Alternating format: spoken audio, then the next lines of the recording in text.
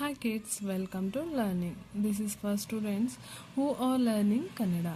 As you know, basic knowledge is very important to learn a language. So, those basics are in Kannada alphabets, Kannada Kagunita and Kannada Ottakshara. So, if you know Kannada Kagunita properly, reading and writing Kannada becomes very easy. So you must learn Kannada Varnamale, Kannada Kagunita and Kannada Ottakshara. Those videos are available in this channel. Today we learn how to write Kannada Ka letter Kagunita. This is the letter Ka. Ka we pronounce as Ka. Ka English letters K, A, Ka. K plus A, Ka. K ವ್ಯಂಜನಕ್ಕೆ ಆ ಸ್ವರಾಕ್ಷರ ಸೇರಿ ಕ ಆಗುತ್ತೆ. So ಕಗೆ K, ಆಗೆ A. ಕ ಅಕ್ಷರಕ್ಕೆ K, so ಆ ಅಕ್ಷರಕ್ಕೆ A. K A ಕ. ನೆಕ್ಸ್ಟ್ ಕಾ. ಕಾ ಇಲ್ಲಿ ಕಾ. ಕಾಗೆ ಕೆ ಡಬಲ್ ಎ ಲೆಟರ್ ಬರೀಬೇಕು. ಇದು ಕ, ಇದು ಕಾ. ನೆಕ್ಸ್ಟ್ ಲೆಟರ್ ಕೀ. ಕ ಕ ಕಿ. ಕಿ ಅಕ್ಷರಕ್ಕೆ ಕೆ ಐ. ಕೆ ಐ ಕಿ. ನೆಕ್ಸ್ಟ್ ಕಾಗುಡಿಸುಂದೀರ್ಘ ಕೀ. ಕಾಗುಡಿಸುಂದೀರ್ಘ ಕೀ. ಕೆ ಡಬಲ್ ಇ ಕೀ. ಕ ಕ ಕಿ ಕಿ. ಅವುಗಳಿಗೆ ಇಂಗ್ಲಿಷ್ ಲೆಟರ್ಸ್ ಇಲ್ಲಿದೆ. ಇದೇ ರೀತಿ ನಾನು ನನ್ನ ಮಕ್ಕಳಿಗೂ ಹೇಳ್ಕೊಟ್ಟಿದ್ರಿಂದ ತುಂಬ ಉಪಯೋಗ ಆಯಿತು. ಸೊ ಹಾಗಾಗಿ ಈ ವಿಡಿಯೋನ ಮಾಡ್ತಾ ಇದ್ದೀನಿ. ಇದರಿಂದ ಎಲ್ಲರೂ ಉಪಯೋಗನ ಪಡ್ಕೊಳ್ಳಿ ಅಂತ ಹೇಳ್ಕೊಡ್ತಾ ಇದ್ದೀನಿ. ನೆಕ್ಸ್ಟ್ ಕು. ಕಾ ಕೊಂಬು ಕು. ಕು ಅಕ್ಷರಕ್ಕೆ ಕೆ ಯು. ಕೆ ಯು ಕು. ನೆಕ್ಸ್ಟ್ ಕಾಕೊಂಬಿನಿಳಿ ಕು. ಕಾಕೊಂಬಿನಿಳಿ ಕು. ಇದಕ್ಕೆ K double O. K double O ಕು. ಕ ಕ ಕಿ ಕಿ ಕು. ಕು ಆಯಿತು. ನೆಕ್ಸ್ಟ್ ಕ್ರು. ಕಾ ಒಟ್ರು ಸುಳ್ಳಿ ಕೃ. ಕೃ ಅಕ್ಷರಕ್ಕೆ ಅವೆಲ್ಲ ಲೆಟರ್ಸ್ ಕೃ. ನೀವು ಪ್ರೊನೌನ್ಸಿಯೇಷನ್ಲೇ ತಿಳ್ಕೊಬೋದು. ಫಸ್ಟ್ ಕ ಸೌಂಡ್ ಬರುತ್ತೆ, ಹಾಗಾಗಿ ಕೆ. ನೆಕ್ಸ್ಟ್ ರ್ ಸೌಂಡ್ ಬರುತ್ತೆ, ಅದಕ್ಕೆ ಆರ್. ನೆಕ್ಸ್ಟ್ ಉ ಸೌಂಡ್ ಬಂದರೆ ಯು. ಕೆ ಆರ್ ಯು ಕ್ರು. Next k. ಕೆಗೆ ಕೆ ಇ ಕೆ.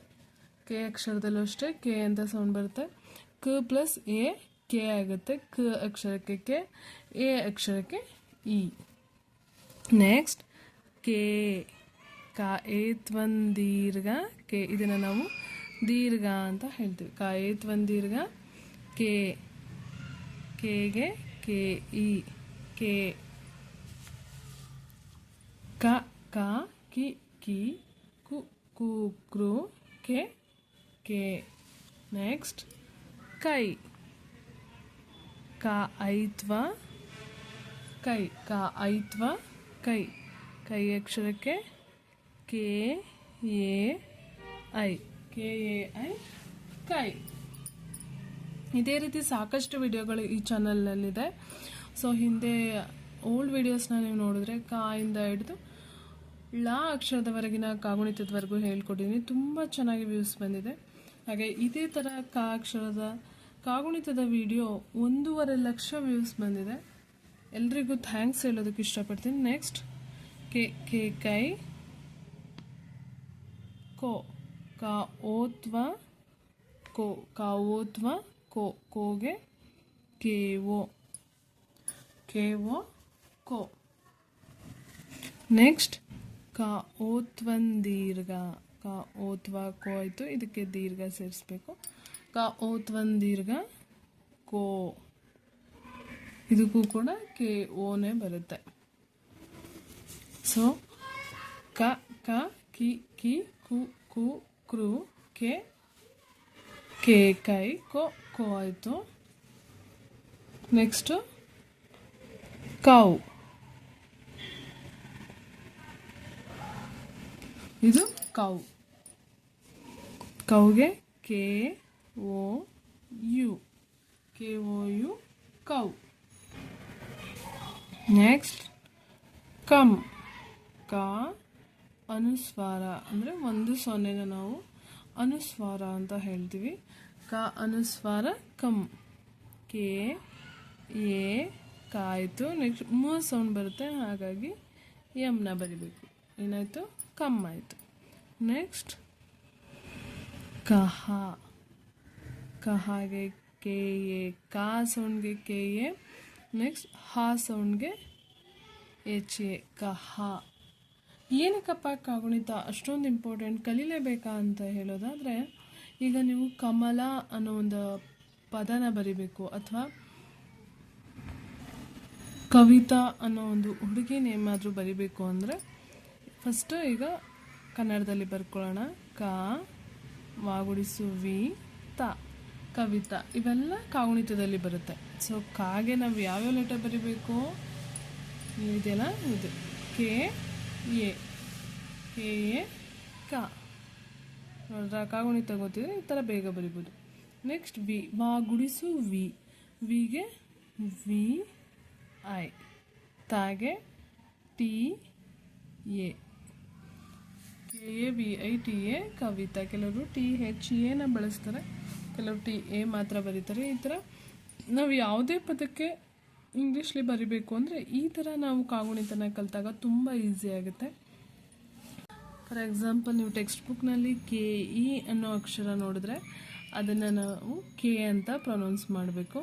ಹಾಗೆ ಕೆ ಓ ಅಕ್ಷರಗಳನ್ನ ನೋಡಿದ್ರೆ ಕೋ ಅಂತ ಪ್ರೊನೌನ್ಸ್ ಮಾಡಬೇಕು.